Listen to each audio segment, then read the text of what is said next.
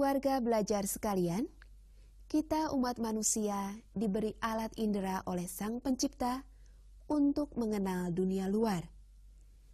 Terdapat 5 panca indera manusia, yaitu: pertama, kulit untuk peraba; kedua, mata untuk melihat; ketiga, telinga untuk mendengar; keempat, lidah untuk mengecap; dan kelima, hidung untuk mencium bau. Warga belajar sekalian, dalam program ini kita akan membahas indera penglihatan, yaitu mata, dan indera pendengaran, yaitu telinga.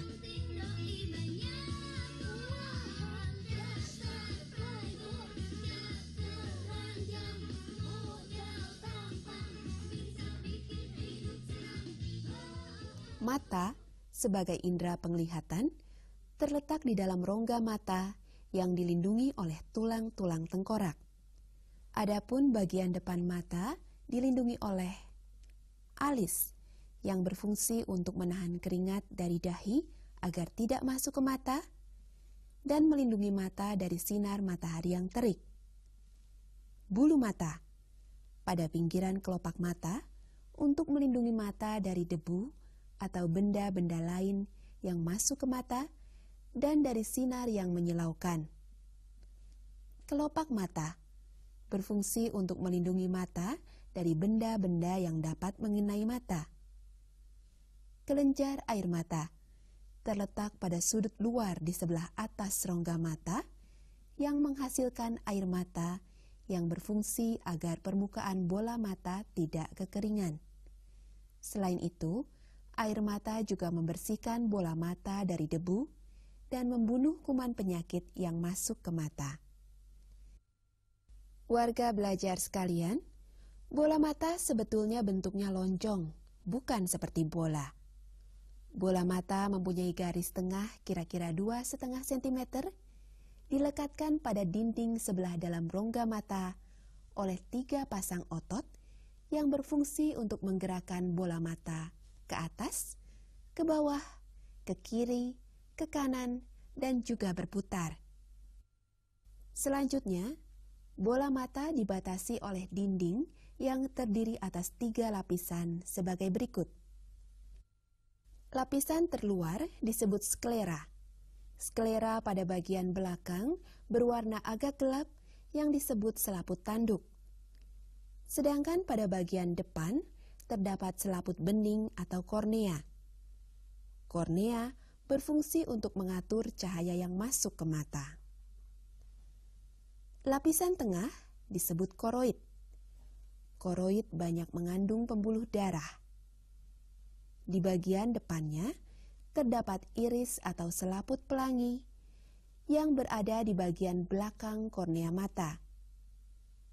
Iris mempunyai pigmen yang menentukan warna mata seseorang. Bagian tengah iris berlubang, disebut pupil. Iris berisi 2 kelompok serabut otot polos atau otot tak sadar. Kelompok yang satu mengecilkan ukuran pupil, sedangkan yang lain membesarkan ukuran pupil. Jadi, iris berfungsi mengatur banyak sedikitnya cahaya yang masuk ke pupil. Seperti halnya pada kamera film, yang berfungsi sebagai iris adalah diafragma. Lapisan terdalam disebut retina atau selaput jala. Retina berfungsi untuk menangkap bayangan, sama seperti film pada kamera. Pada bagian tertentu dari retina, ada ujung syaraf yang peka terhadap rangsangan cahaya yang disebut bintik kuning atau fovea.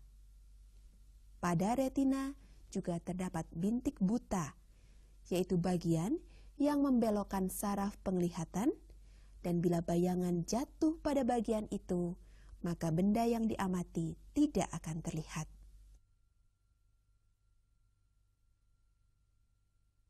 Di bagian dalam dinding bola mata terdapat lensa mata. Lensa mata adalah sebuah benda transparan bikonseks atau cembung depan belakang yang terdiri dari beberapa lapisan. Lensa mata dapat mencembung dan mencekung sesuai jarak benda yang dilihat. Hal ini penting agar benda yang diamati dapat tepat jatuh pada bintik kuning. Proses mencembung dan mencekung itu disebut daya akomodasi. Mencembung dan memipih, lensa mata diatur oleh otot pengikat mata yang disebut otot siliari. Selanjutnya, kita dapat melihat sesuatu benda karena ada cahaya, baik cahaya matahari atau cahaya yang lain. Benda tersebut akan memantulkan cahaya lalu masuk ke kornea. Selanjutnya, cahaya tersebut berturut-turut melalui aqueous humor, pupil, lensa mata, vitreous humor, dan akhirnya ditangkap oleh fotoreseptor pada retina. Bila fotoreseptor menerima rangsangan cahaya, maka impuls saraf dari retina tadi dikirim ke otak atau lobus occipital melalui saraf penglihatan, dan otak menafsirkan atau menginterpretasikan impuls tadi menjadi gambar dalam ukuran sebenarnya dan tidak terbalik. Warga belajar sekalian, mata merupakan kamera foto yang sering dipergunakan untuk memotret objek tertentu. Mata dan kamera sama-sama mempunyai lensa yang dapat diatur untuk membentuk bayangan pada satu permukaan. Pada kamera foto, bagian yang menangkap bayangan disebut film. Sedangkan pada mata, bagian mata yang menangkap bayangan disebut selaput jala atau retina. Agar mata kita tetap sehat dan segar, sebaiknya secara teratur mata diberi obat tetes mata. Warga belajar sekalian, demikian tadi telah kita saksikan bersama tayangan tentang indera penglihatan. Sekarang, cobalah jawab pertanyaan yang tampak pada tayangan berikut ini.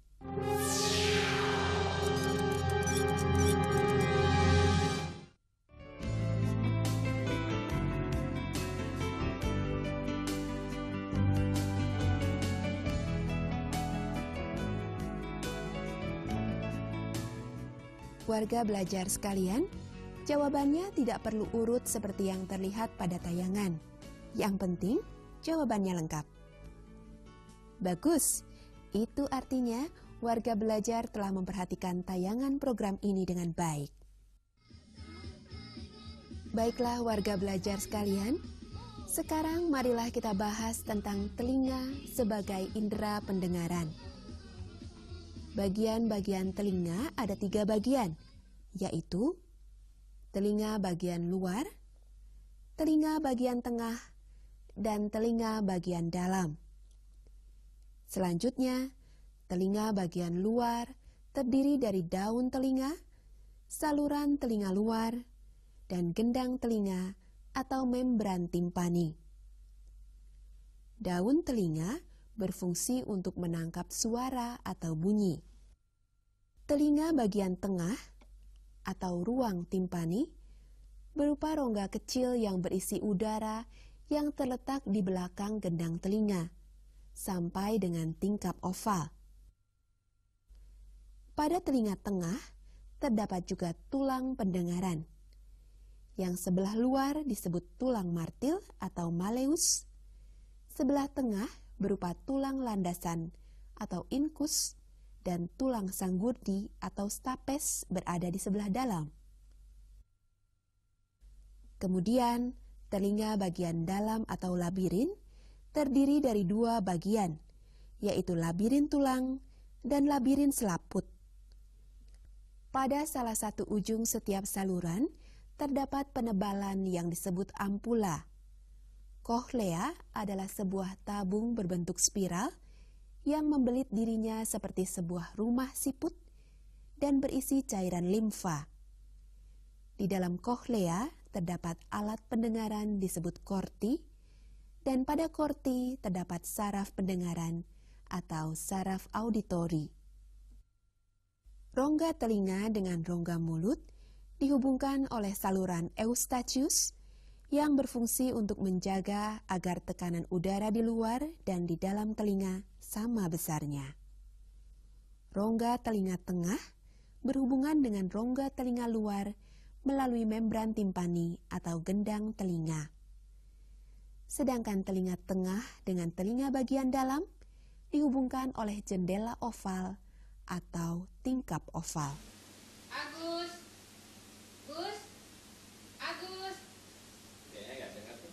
Iya tuh dari tadi saya panggil-panggil nggak lihat-lihat juga.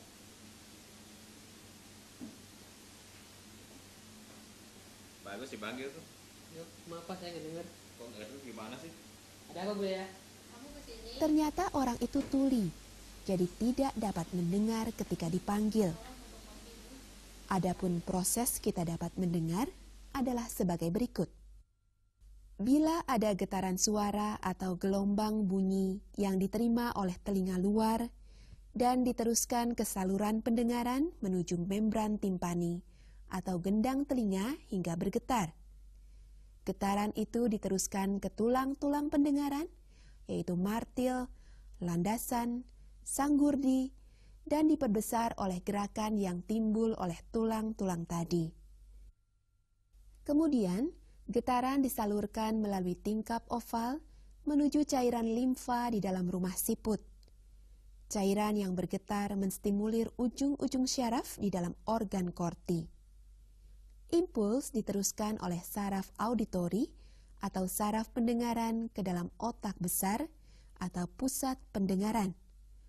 Otak besar menerjemahkan impuls tadi hingga kita dapat mendengar sebagai suara atau bunyi. Saraf pendengaran terdiri dari saraf vestibularis dan saraf kohlearis yang bergabung dan disebut saraf auditori. Warga belajar sekalian, demikian tadi telah kita saksikan bersama tayangan tentang indera pendengaran. Seperti halnya juga dengan mata, telinga pun perlu dirawat dan dijaga kebersihannya dengan membersihkan secara tetap dari kotoran dengan cotton bud.